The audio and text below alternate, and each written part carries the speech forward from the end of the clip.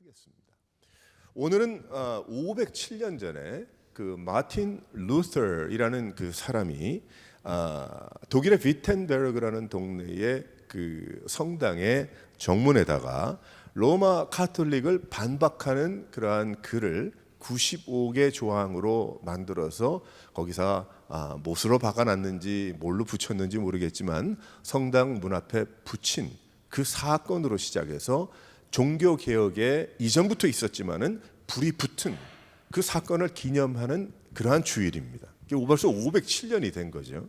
그래서 그 종교개혁의 그 레포메이션이라고 이야기하는 종교개혁의 그 일로 인해서 결국 온 유럽이 발칵 뒤집히고 그리고 영국으로 그리고 미국으로 또한 한국으로 140년 전에 복음이 전파되는 그러한 역사들이 일어나서 우리가 지금 미국에서 살지만 지금의 우리에게까지 마음에 주님을 사랑하고 예배하며 믿음을 지키는 그러한 삶을 살아가게 된 것입니다.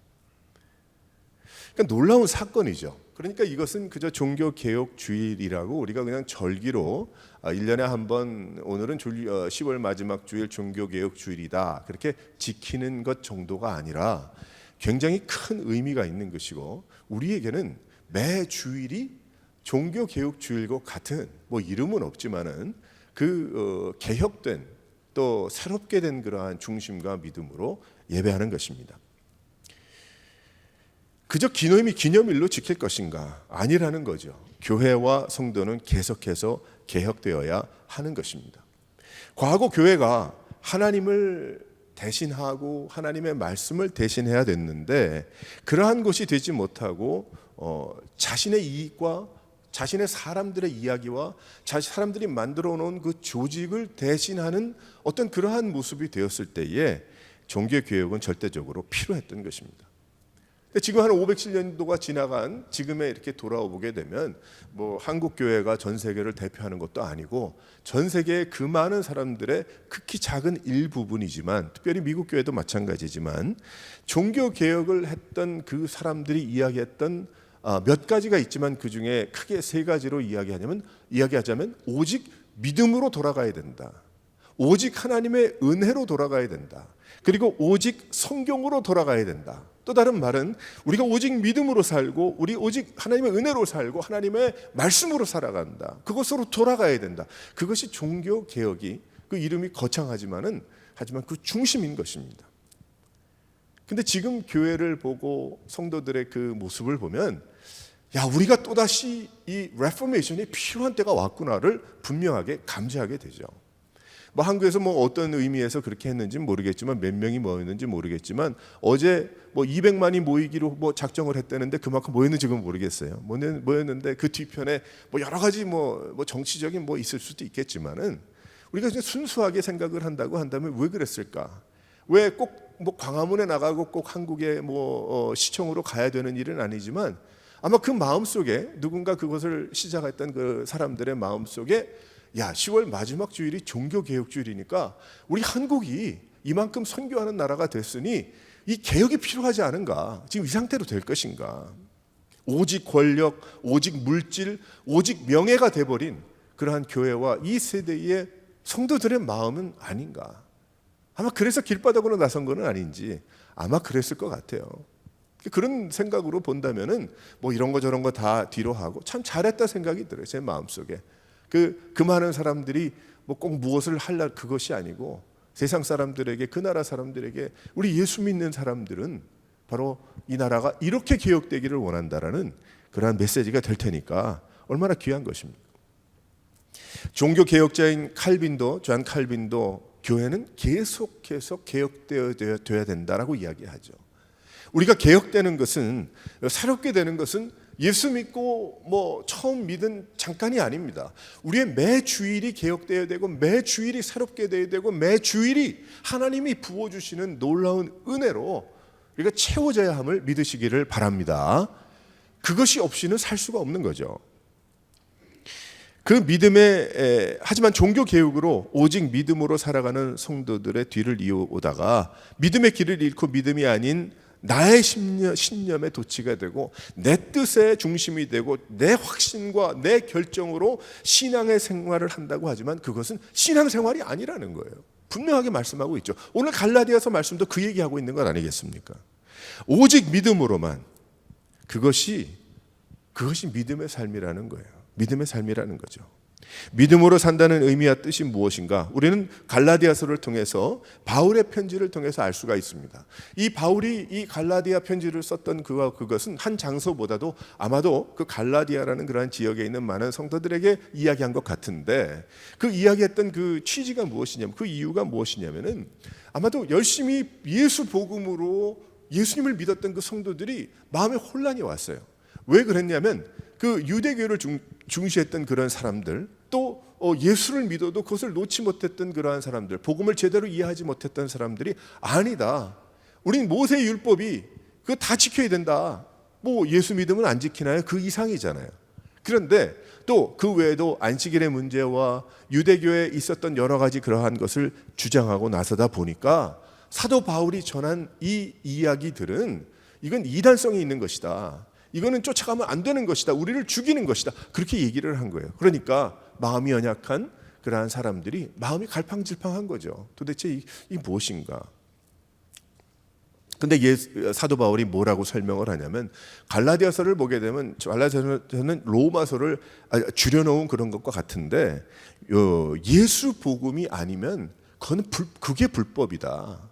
율법을 지키는 것, 사람들이 우리의 선배들이 이야기해놓은 뭐 600가지 몇백 가지의 그것을 지키는 것, 그것이 아니고 우리는 예수 복음이라, 적당히 혼합된 것으로 신앙 삶을 살아가는 것이, 그것이 믿음의 삶이 아니다라고 여기에 설명하고 있는 것입니다. 그래서 분명하게 갈라디아서를 통해서 사도 바울은 예수 복음으로 돌아가야 된다.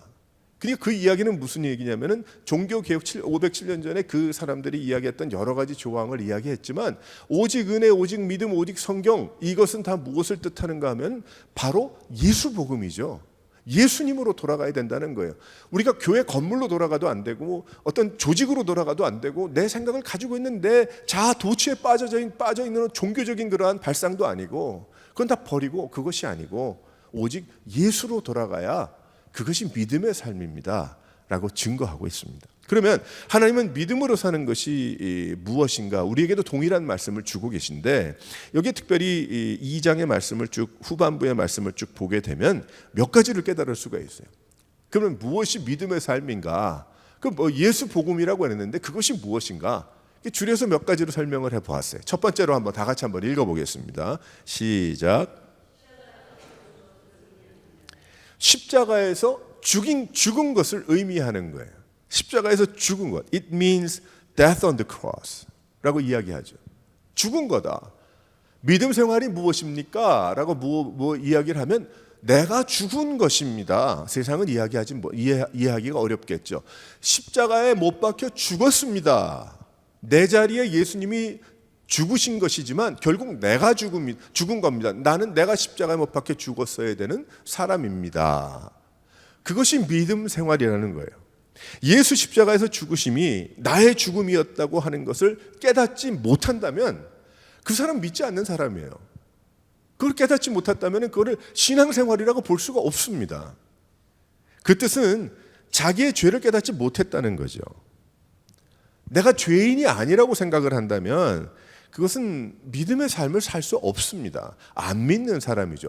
안 믿는 사람이 올 수 있어요. 교회도 올 수 있고 뭐 만남도 가질 수 있고 친구들, 이웃이 돼야죠. 그래야지 예수 복음 전할 것 아닙니까? 하나님의 사랑을 나눌 것 아닙니까? 그런데 내가 믿음 생활을 하고 있습니다라는 그 이야기는 그 첫 번째가 무엇이냐면 나는 십자가에 예수와 함께 죽었습니다. 이전 사람은 죽었습니다라는 거예요. 나는 죽어가는 목숨, 갈 곳이 지옥이라는 것을 알아서 내가 예수의 복음을 듣고 믿었습니다라는 거죠. 그런데 하나님과 나를 가로막고 있던 죄를 내가 해결할 수 없으니까 하나님께서 친히 사람으로 이 세상에 오셔서 동정녀 마리아를 통해서 오셔서 나 대신에 십자가를 지고 십자가에서 죽으신 것입니다. 그래서 나도 예수와 함께 죽은 일이에요. 믿음으로 산다는 것은 내가 죽을 사람이 살게 된 것을 기억하는 겁니다. 그러니까 믿음으로 살아가고 있습니다. 저는 믿음 생활합니다라는 뜻이 뭐예요? 믿음이 좋습니다. 뭐 우리가 판단할 일은 아니지만 좋고 나쁜 걸 우리가 어떻게 판단하겠어? 눈으로 봐서. 그런데 믿음이 돈독하고 믿음으로 살아간다는 그 뜻은 무슨 뜻이냐면 첫 번째로 보면은 나는 죽었다는 거예요. 나는 죽을 사람이었고 죽어. 자꾸 내가 불쑥불쑥 일어나죠. 나의 옛사람이 예수를 믿는다고 해도 그러면 어떻게 해요? 그래서 사도 바울이 뭐라고 계속 얘기합니까? 나를 쳐서 복종한다 그러잖아요. 너무 싫어요. 너무 미워요. 너무 싸우고 싶어요. 너무 뭐 내가 원하는 것을 막 주장하고 싶어요. 근데 금방 생각하면 내가 예수 믿었지. 나는 십자가에서 죽은 사람인데. 그러니까 내가 마음속에 막 다툼이 있지만은 그래도 그게 아니지. 어떻게 하겠어요? 우리가 그것밖에 안 되는 것. 그렇게 살아가더라는 거예요. 그렇게 살아가더라 보니까 나중에 믿음이 1년이 되고 10년이 되고 30년이 되다 보니까 그것이 내가 돼서 그 다음에 온유한 사람이 되더라는 거죠. 근데 제가 저를 보더라도 저는 온유한 사람이 아니에요. 아직도 다툼이 너무나도 많이 있어요. 내가 십자가에서 예수님과 함께 죽고 예수님께서 나를 대신해서 죽어서 나는 살게 된 것을 알면 머리에 있는데 실은 마음에도 있긴 하지만 생활이 안 되는 거지 이게. 그러니까 불쑥불쑥 막 다툼이 나고 싸움이 나는 거예요. 그래서 또 내 자신을 쳐서 복종하고 회개하고 엎드리고 하나님 어떻게 해야 내가. 그것이 믿음의 생활이라는 겁니다. 그렇다 보니까 우리가 이야기할 때 믿음이 저분은 돈독한 분입니다. 실은 그 사람에게 그것을 물어본다면 그 사람이 정말 믿음으로 사는 사람이라면 아니요. 무슨 겉으로 보기 그런지 모르지. 다툼이 얼마나 많은데 내 안에. 그것이 정답입니다. 그래 가는 거예요. 그러니까 사람들을 신격화하면 안 돼요. 목사도 마찬가지예요. 뭐 목사가 뭐가 달라요? 집사보다는 못할 때가 있고 뭐 평신도 처음 믿은 사람보다 못할 때가 많은데 신격화하면 안 되는 거예요. 높이 보면 안 되는 거예요. 그러니 뭐 이런저런 말을 하는 거지 사람들이. 또 그것에 끌려서 착각하고 잘났다고 하는 거고. 다 불필요한 거예요. 그래서 크리스천이라는 것은 십자가가 없으면 죄사함이 없으면 내가 죄인이라는 것을 알지 못하면 이룰 수 없는 겁니다. 되지 못하는 거예요. 내가 자꾸 나타나고 내가 자꾸 드러나고 내가 자꾸 올라서는 것 같으면 자신을 쳐서 복종해야 됩니다. 그래서 제가 이제 찾다가 뭘 이렇게 찾다가 말이에요. 종교개혁을 통해서 그 발도, 한국에는 발도파라고 이야기하죠. 제가 한 2년 전에 설명을 좀 길게 한 일이 있는데 그 왈도라고 이야기를 하는데 그 사람들이 그 순수한 믿음을 가지고 도망을 가잖아요. 도망을 가다가 스위스로 도망을 가고 프랑스에서 또 스위스로 도망을 가고 그다음에 어디로 도망을 가다가 저기 이태리, 스위스, 이태리, 프랑스 국경에 나중에 산도 잊어버렸는데 그 산으로 도망을 하잖아요. 그래서 어느 한국 분이 거길 갔더라고요. 그 사진 올려놨어요. 얼마나 고맙든지. 그 큰 바위, 가파도기아 가면 땅 파기가 쉬워가지고 땅으로 뭐 12층을 만들어서 그 안에서 몇 제너레이션이 살면서 예배를 드렸는데 여기는 산 위에 꼭대기에 그 큰 암벽 바위가 있고 바위를 어떤 바위가 이렇게 걸쳐서 삼각형이 된 아주 그 짜김이죠. 그러니까 완전히 그래서 그 사이에 사람들이 들어가서 거기서 예배를 드렸어요. 그래서 예배를 드리다가 그 사람들을 죽이려고 사람들이 쫓아와가지고 거기다가 불을 내서 그 연기가 막 나서 나오도록 하는 그 나오지 않았죠. 그 사람들 죽은 사람들도 있고 그렇게 믿음의 사람들. 그러니까 그런 곳도 그래서 그걸 가고 싶어요. 다음번에 가게 되면 거기 한번 갔으면 좋겠다. 그렇게 멀지도 않고 프랑스나 이쪽에서 차로 한 2-3시간 갑니다. 가면 뭘 느껴요? 가면은 제가 저 같은 경우에 관광 이렇게 하다가 칼빈이 목회했던 제네바의 그 교회를 가서 앉아 있어도 그렇게 은혜가 되고 깨달음이 되고 이 사람이 이렇게 했는데 그 생각이 드는데 그 왈도파 그 사람들이 산꼭대기에 거기서 하나님께 찬양하고 예배하기 위해서 모여서 했다는 그 장소를 방문을 한다면 얼마나 그것이 되겠어요. 여러분도 좀 기회가 되면 젊었을 때 하루라도 젊었을 때 그런데 여행하면 참 좋을 것 같아요. 가가지고 예전에 믿음의 선배들이 믿음을 지켰던 장소에 서 있으면서 얼마나 그 뜨거운 내가 그렇게 살지 못했던 그걸 회개하기도 하고 얼마나 좋을까. 사도 바울은 자기 자신을 어떻게 쳐서 복종한 거죠. 그런데 가보는 것도 복종하는 거예요. 순례자의 길을 같이 걸어보고, 또 예전에는, 요즘은 그렇지 않지만 기도원에 가서 기도하는 경우도 있겠고, 기도하고 찬양하고 하나님을 간절하게 찾아 나서는 그런 마음들이 필요한 겁니다.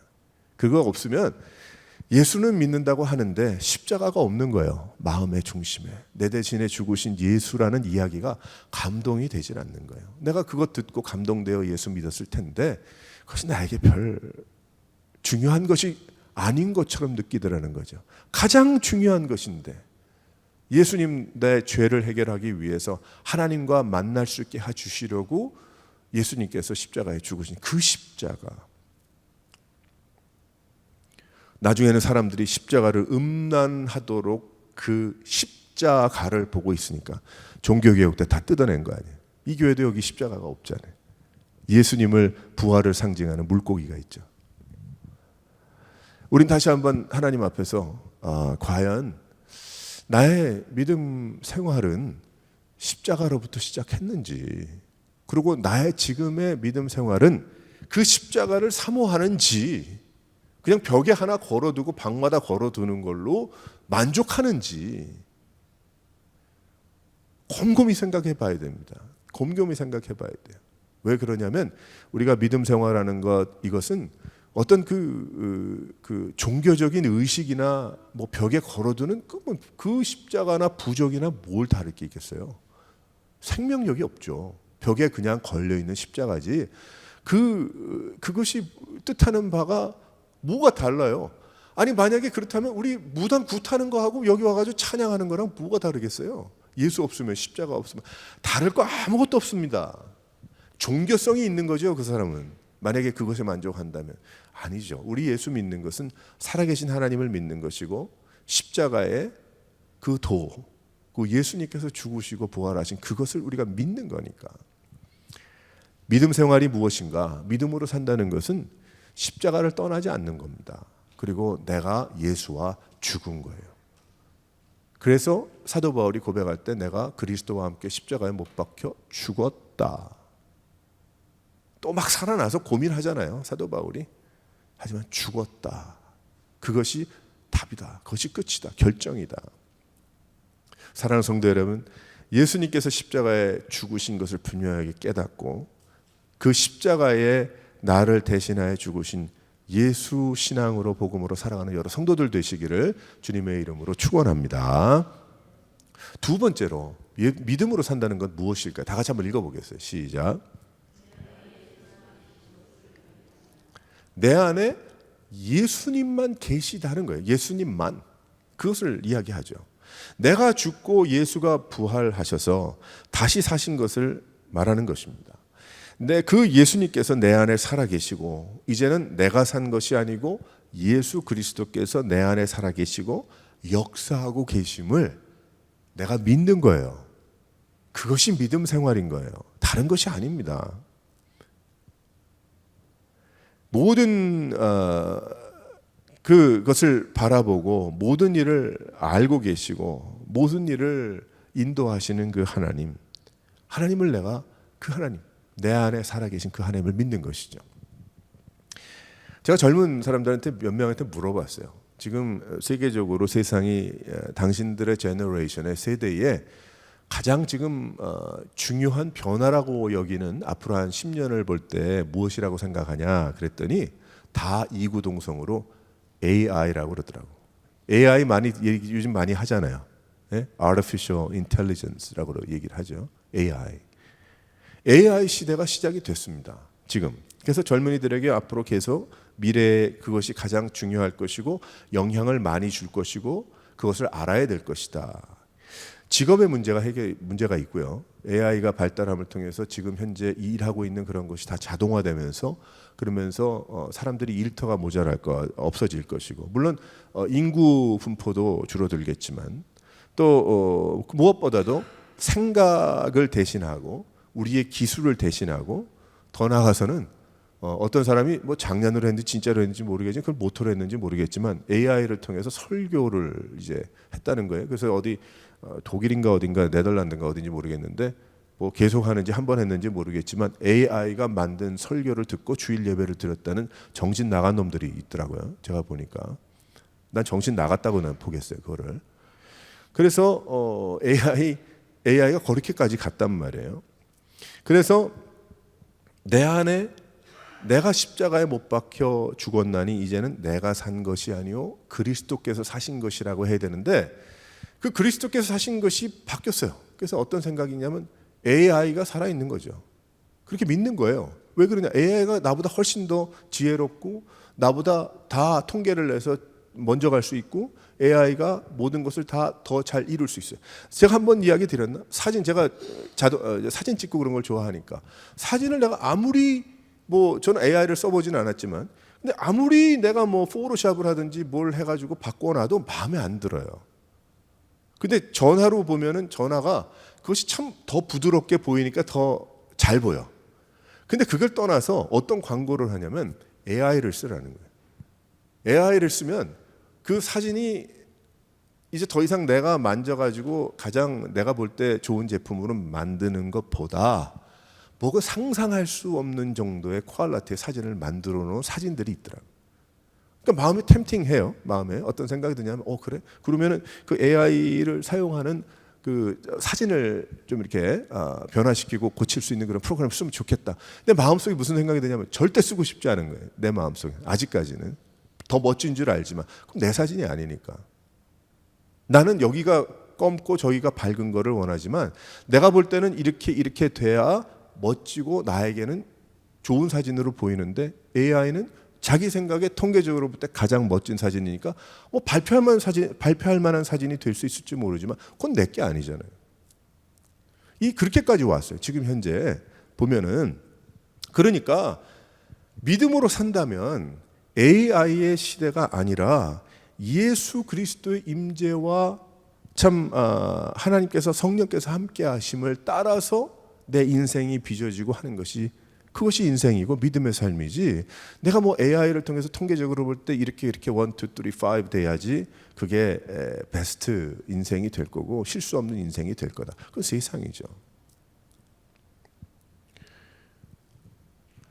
예수님 중심의 삶, 예수님께 물어보는 삶, 나의 뜻이 철저히 없어진 그러한 예수의 뜻으로 살아가는 그러한 인생. 중세의 교회들이 왜 문제가 생겼습니까? 왜 종교개혁이 필요했습니까? 그 이유는 교회의 뜻이 있었기 때문에 그래요. 사제의 뜻이 있었고 사람의 뜻에 따라서 나갔기 때문이죠. 언제 하나님께서 그렇게 이야기했나요? 우리도 가만히 보게 되면 지금 생각을 깊이 해봐야 돼요. 우리가 예배를 주일날도 드리고 또 신앙생활하는 이 모든 것 중에 내가 무엇을 털어내야 될까? 내가 무엇을 걷어내야 될까? 무엇이 사람이 만들어 놓은 것이고 무엇이 이 하나님 앞에 불필요하고 하나님이 기뻐하시지 않고 인간들의 만들어 놓은 종교 의식이었던가를 생각해 본다면 제가 볼 때는 많은 부분들이 우리가 갇혀 있는 부분들이 될 겁니다. 그래서 진리가 너희를 자유케 하리라고 예수님 말씀하셨고 사도 바울이 이 갈라디아서를 이야기하는 것은 율법에 묶여 있는 삶을 살지 말고 자유하십시오. 하나님이 주신 자유함을 누리십시오. 라는 그 메시지를 주고 있는 거죠.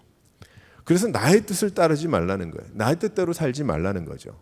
내 안에 예수님만 계신 것을 의미하고 그 인생을 살아가는 것이 믿음의 삶이라는 거예요. 그래서 제가 살아갈 때 결정할 일이 많잖아요. 그럼 뭐 해요? 기도하죠. 하나님, 주님의 뜻을 알기 원합니다. 하나님의 뜻이 뜻대로 되기를 원합니다. 나 이거 원하는데요. 하지만 하나님의 뜻이 아니라면 어떡하겠습니까? 하나님의 뜻이 이루어지기 원합니다. 그게 믿음 생활이죠. 나는 꺾어지고 나는 넘어지고 나는 없어지고 내 삶에 예수가 주장하고 예수님께서 역사하시고 성령께서 그 뜻을 펴시는 그 인생이 되는 것이 믿음의 삶인 것입니다. 왜 종교개혁이 다시 필요합니까? 그런 삶을 살지 않으니까. 너무나 많은 사람들이 교회는 다니나 자기 뜻을 굽히지 않기 때문에. 하지만 우리는 하나님 앞에, 말씀 앞에 뜻을 굽혀야 되는 거고, 성령님 앞에 뜻을 굽혀야 되는 거고, 그저 우리는 하나님 앞에 순종하고 살아가는 그러한 삶을 살아가는 것입니다. 사랑하는 성도 여러분, 이러한 삶을 살아갈 수 있는 내 안에 예수님만, 그리스도와 함께 내가 십자가 못 박혀 죽었느니 이제는 내가 산 것이 아니라 내 안에 그리스도께서 사신 것이라 라는 그 고백이 여러분의 믿음 생활이 될 수 있기를 주님의 이름으로 축원합니다. 세 번째로 무엇이 이제 믿음으로 사는 것입니까? 다 같이 한번 읽어보겠어요. 시작. 하나님의 사랑이구나를 깨닫는 거예요. 그래서 21절의 말씀 보면 내가 하나님의 은혜를 패하지 아니하노니 그렇게 설명을 하고 있어요. 믿음으로 살아가는 것은 십자가의 죽음, 결국 예수로만 사는 겁니다. 그것은 하나님의 은혜라는 것이에요. 그렇게 다 살면서 내가 십자가에 죽었고 내가 예수로만 살아가는데, 그런데 내가 그것도 내가 열심히 해서, 그것도 내가 어떻게 해서 여기까지 왔다, 그것이 아니고 하나님의 은혜다, 즉 하나님의 사랑 안에서 이루어지는 것들이다 라는 거예요. 그리스도께서 헛되이 죽으신 것이 아니기 때문에 우리는 그 하나님의 사랑의 가치를 우리는 중심에서 깨닫고 살아가는 것이 믿음 생활인 것입니다. 하나님 오래 참아주셨잖아요. 그리고 하나님 함께 하시잖아요. 우리와 함께. 그것이 그것이 믿음 생활인 것. 그것을 아는 것. 그 의미가 무엇인지를 아는 것. 그게 믿음 생활이죠. 믿음 생활인 거예요. 근데 마귀는 그렇게 이야기하지 않잖아요. 이제 10월 31일 되면은 할로윈이잖아요. 할로윈이 뭐예요?